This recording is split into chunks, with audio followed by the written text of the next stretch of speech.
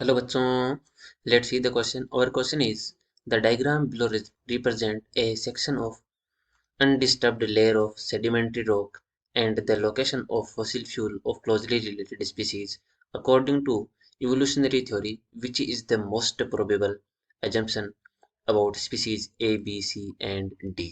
Okay, तो सबसे पहले अपन क्या देखते हैं, की पॉइंट देखते हैं कि की पॉइंट क्या है।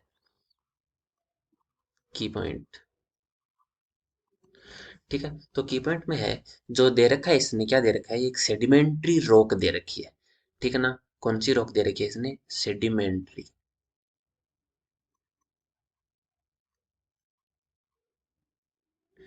ठीक है ना, सेडिमेंट्री रॉक, इसमें क्या होते हैं, फॉसिल फ्यूल बन जाते हैं, यानी कि जो जीवित जीव होते हैं वो धीरे धीरे मर करके इसमें दब जाते हैं और उनके क्या बन जाते हैं, फॉसिल फ्यूल्स बन जाते हैं। ठीक है ना, उनके फॉसिल बन जाते हैं। ठीक है, धीरे धीरे फ्यूल वगैरह बनकर में कन्वर्ट हो गए तो वो क्या होते हैं, फॉसिल फ्यूल होते हैं।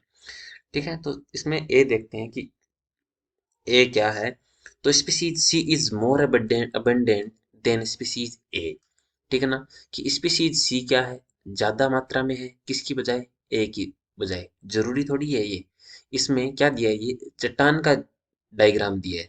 ठीक है ना, किसका दिया है, चट्टान का डायग्राम। तो ऐसा जरूरी है क्या कि जो इतनी सारी चट्टान है उस चट्टान में सारे के सारे क्या भरे हुए हैं, जीव भरे हुए, ऐसा तो जरूरी नहीं है। इसमें सारे के सारे जीव है, ये तो सेडिमेंट्री रॉक दे रखी, इतनी ऊंचाई में कौन है, कि जो सी है इसमें स्पीसीज सी है, यहाँ पर ये जो इतना सेक्शन है उसमें सी स्पीसीज है। तो ऐसा तो है नहीं कि इसमें पूरे जीव भरे हुए हैं तो ज्यादा है, कोई जरूरी नहीं है, तो ये क्या हो, जरूरी नहीं है। बाद में species D existed before species B. ये क्या है कि जो डी स्पीसीज है, स्पीसीज वो किससे पहले पाई जाती थी, बी से पहले। ये बात सही है, क्योंकि ये जब पहले जब ये चट्टान क्या कोई जीव पाए जा रहे थे उनके ऊपर क्या है, दब गए, उसके बाद में कोई जीव पाए जा रहे वो दब गए, बाद में दूसरे जीव दबते गए। तो जो पहले सबसे पहले दबे वो सबसे पहले पाए जाते थे, ये बात सही है, तो ये बात अपने क्या है, सही है। बाकी देखते हैं क्या है, species A and B are genetically identical. ये जरूरी नहीं है और हो भी सकते हैं, इसके 100% नहीं बोल सकते कि जो ए और बी है, ये ए और बी जो जीव है वो क्या है, जेनेटिकली आइडेंटिकल है, जरूरी नहीं है। क्यों नहीं है, कि हो सकता है ये जीव हो ही ना, ये जो स्पीसीज ही दूसरी हो, जो स्पीसीज है वो क्या है, दूसरी हो, अदर स्पीसीज हो। ठीक है, और यहाँ पर कोई अदर स्पीसीज हो तो जरूरी नहीं है, हो सकता है सेम हो, तो इसे 100% ही नहीं बोल सकते, इसने क्या है, मोस्ट प्रोबेबल बोला है, तो ये प्रोबेबल नहीं है। बाद में डी क्या है, species C descendant from species A.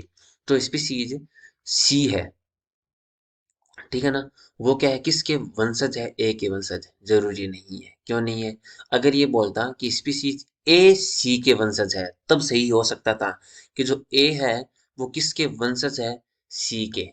ठीक है ना, जो ए स्पीसीज है वो सी के वंशज है, लेकिन इसने तो क्या बोला है, जो सी स्पीसीज है वो ए के वंशज, यानी कि उल्टा बोल रहा है, तो जरूरी नहीं, ये भी क्या हो जाएगा, गलत हो जाएगा। तो अपना सही स्टेटमेंट कौन सा हो जाएगा, B. Okay, hope you understand it well, thank you.